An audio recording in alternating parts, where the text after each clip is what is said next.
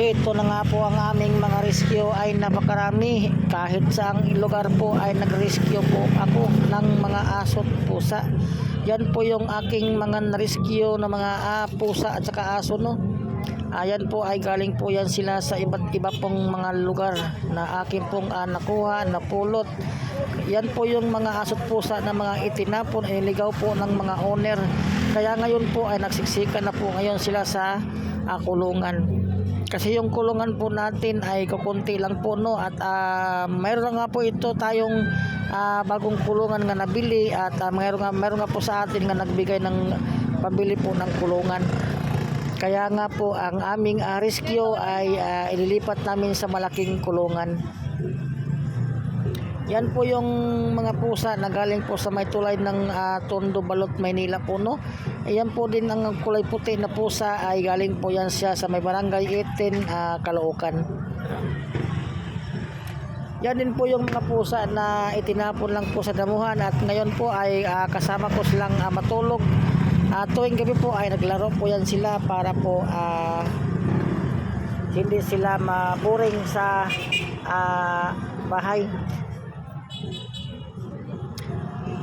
Tuwing gabi po yan sila po ay naglalaro bago sila matulog. Kaya nga po minsan ay tulog na ako kahit po sila ay naglalaro pa.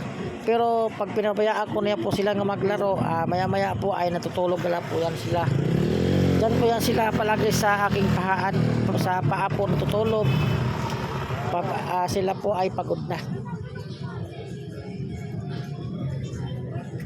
So yung mga pusa na yan, no, ay yan po yung mga tuxedo cat na akin pong napulot sa damuhan sa gilid po ng bahay.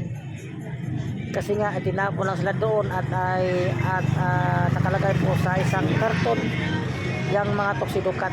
Tatlo po yan sila, puro yung isa po, no, ay nandoon po sa kabilang pong bahay.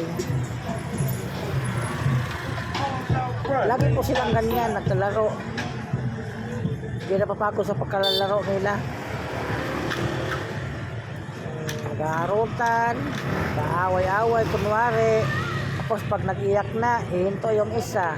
Pag mamaya naman, laro na naman, habulan na naman, kagatan na naman. Ganyan po sila. Hindi sila napapagod sa laro. So ayan na po yung ating mga rescue na kinukuha po natin sa iba't ibang mga kalsada po, no. Ganyan kami pag tuwing gabi, matutulog na, naglalaro muna sila. At yan din po yung ating mga rescue, mga pusa na napulot natin sa iba't ibang pong mga lugar. Kawawa nga sila nga kasi nga tinapon lang sila. Hindi nila alam ng mga nagtapon na malaking karma po ang ginagawa nila sa mga pusa. So sa mga walang alam po sa nagtapon po ng mga pusa ay karma po ang aabot po sa inyo. So yan po yung bibikat po, no, na nasagasaan na nakita ko ng mga gabi na yon. At yun nga po ay dinala ko na po sa kaidok. Yan din po yung aso na kulay brown na nakita yan siya sa may Mabini Street, may Paho, Caloocan City. Naglalakad po yan siya sa sobrang init at bigla na lang po siyang nahilo, nagtumba at dinalagan na po namin dyan sa amin sa kulungan. At yun nga, pinakain siya, sobrang gutom na gutom talaga yung aso na yan. So meron na po sa kanya pong nag-adapt nung nakaraan na araw po siya na-adapt po, no. Mahigit isang linggo po siya sa amin. Yun nga po ay mayroon na po sa kanyang nag-adapt. So kulay chocolate po yung kanya pong balahibo at saka po mabait po siya. So yan po, no, pinapakain na namin siya. Kasi nga ay oras na po ng kanya pong kain. So yung mga kulungan na yan, no, ay para po yan siya sa malaki pong mga aso na tulad niya. Yan na po yung bibikat po nga nasa kasahan po, no, kakatapos lang namin po sabit. At dyan nga po siya ikinulong kasi nga baka po siya ay makawala, masagasahan uli. Kaya dyan po namin siya ikinulong. Yan po yung aming pong mga rescue at yun nga po, mayroon na po sa kaila pong nag-adapt at dadalhin na po siya sa may Pateros kay Madam Imelda Galano. Siya po ang mag-adapt po sa mga pusa na yan. Dalawang bibikat saka isang pusang mayroong galis.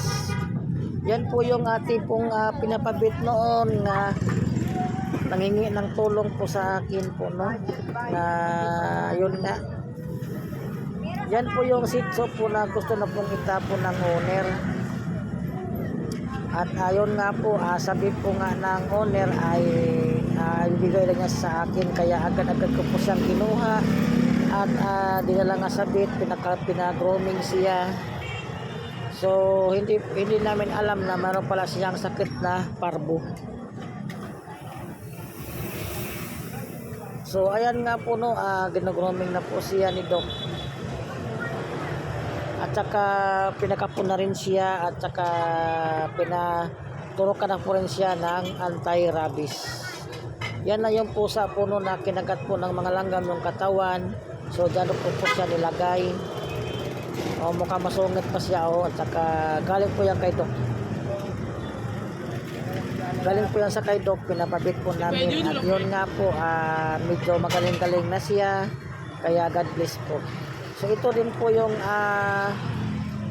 aso po, no, na napulot namin sa may likod ng Pure Gold. At dyan na po nga siya, na-rescue na po namin.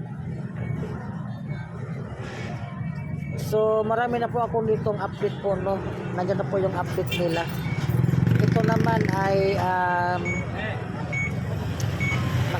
nakuha ko rin yan din po, at saka dinala ko rin po sa mic.